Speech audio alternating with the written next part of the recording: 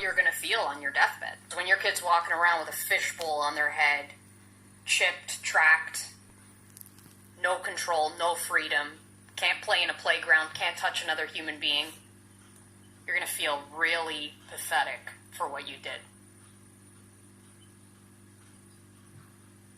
I just can't believe that we are seeing what's happening in Melbourne. For people who don't know, if there's anybody who doesn't know, Melbourne is under the strictest lockdown in the world. They have an 8 p.m. curfew. They're only allowed out once a day for 1 hour to exercise. They're not allowed to travel beyond 5 kilometers of their homes, and if they do travel beyond that point, they need to carry documentation proving they're essential workers. They have police checkpoints all over the street, and police are breaking their windows and tearing them out of their cars if they refuse to identify themselves. Police are breaking into people's homes without a warrant, and then, of course, people are being assaulted in the street by police for walking around without masks.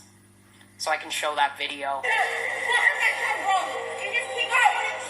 Yeah, but you're choking her. There's a man on the girl, and you choked her.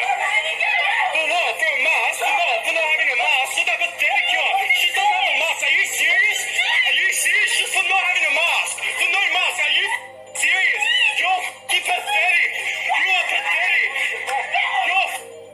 So for all the people who say, who have been saying this whole time, what rights do you imagine have been taken from you? What rights do you have left? These people can't walk around outside. And they have what? Slightly over 300 deaths in 6 months of a pandemic. 300. And now we're dealing with a completely different argument. And we're dealing with the argument of what's more important, your freedom or your safety. And these people have decided that in the name of safety, I would literally be a complete slave. I'm sure a lot of people's mindset will be, I don't give a shit because it's not happening to me. Because everybody likes to pretend that they do everything for the benefit of others. Really, the only reason people in the States and in Canada don't give a shit about what's happening in Australia is because it's not happening to them. This is coming for you next. If you don't care what happens to other people, that's fine. But it's coming for you next. What's the purpose of this stand 6 feet apart thing? Stand 6 feet apart, it's much easier for facial recognition to pick up on your face. It's really hard for facial recognition technology to work if you're all smashed together, right? You look at it and it's so obvious. You know, having people walk and stand in these circles, walking at that distance apart, what else would that be for other than facial recognition? The experts have come straight out and said that the tests don't work.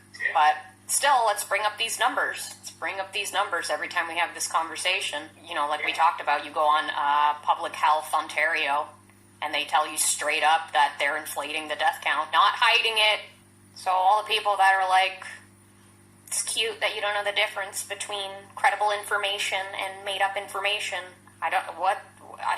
It's not credible coming from the government? It's not credible coming from the government. It's not credible coming from YouTube. It's not credible coming from Google or Facebook or Instagram or Twitter. So where's the credible information? The information you invent in your brain to keep yourself safe? When this started, I was like, oh, people are going to realize what's happening. And they're going to have a rude awakening. And they're going to revolt. And we're in it now. We're in it. We're fully in it. The people that are still calling you a conspiracy theory, you're like, what conspiracy, man? We're in the conspiracy. And they don't care. So that's frightening. These people have been so heavily brainwashed and indoctrinated that they will not snap out of it until they are being murdered. I'd like to play the clip of the ex-KGB informant about how they demoralize a nation and why these people will never be able to see facts even if you present them right to their face. It's a great brainwashing process which goes very slow, and it's divided in 4 basic stages. The first one being demoralization. It takes from 15 to 20 years to demoralize a nation. Why that many years? Because this is the minimum number of years which requires to educate one generation of students in the country of your enemy, exposed to the ideology of the enemy. In other words, Marxism-Leninism ideology is being pumped into the soft heads of at least 3 generations of American students. without being challenged or counterbalanced by the basic values of Americanism, American patriotism. The result you can see. Exposure to true information does not matter anymore. A person who was demoralized is unable to assess true information. The facts tell nothing to him. Even if I shower him with information, with authentic proof, with documents, with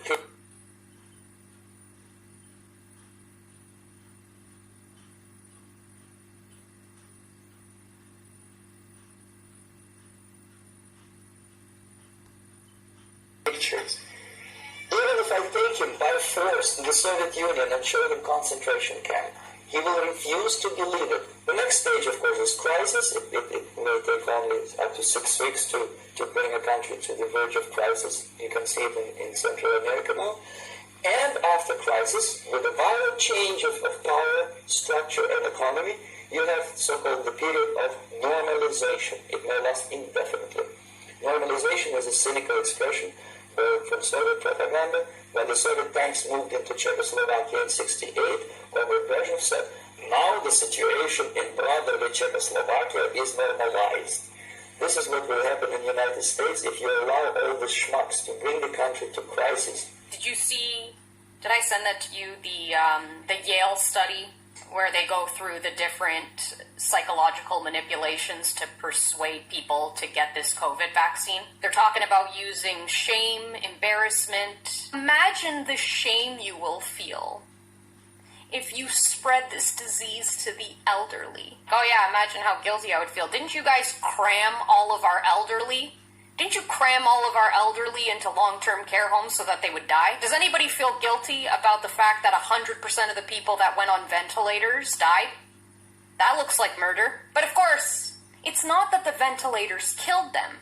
It's that they were already so far gone that they died anyway. You give people a medical treatment for something and 100% of them die? That's murder. People who freak out about the mask thing and you're murdering people if you're not wearing a mask. According to your logic, if you haven't been wearing a mask since the day you were born, you are a murderer. There are other viruses in the world, and you've lived with them, and you've spread them around.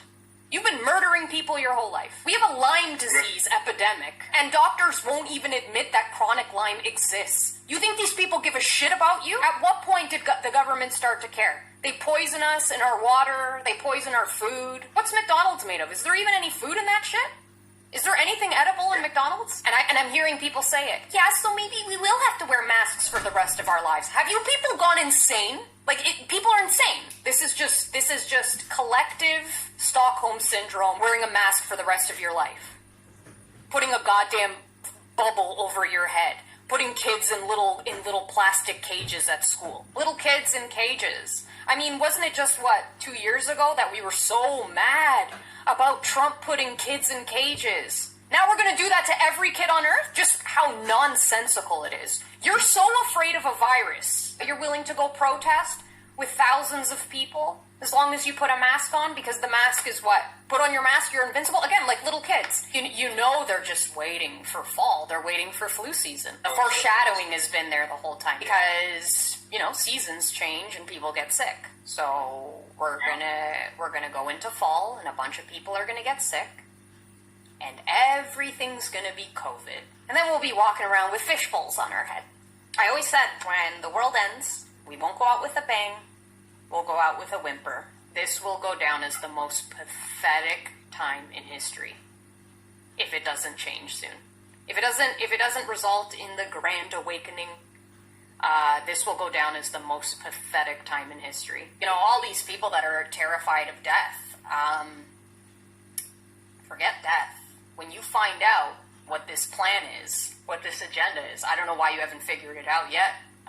It's right there in front of your face, but you're going to have to live the rest of your life knowing how much of a loser you were, knowing how pathetic and weak you were. Think of what you're going to feel on your deathbed. When your kid's walking around with a fishbowl on their head, chipped, tracked, no control, no freedom, can't play in a playground, can't touch another human being, you're going to feel really pathetic for what you did.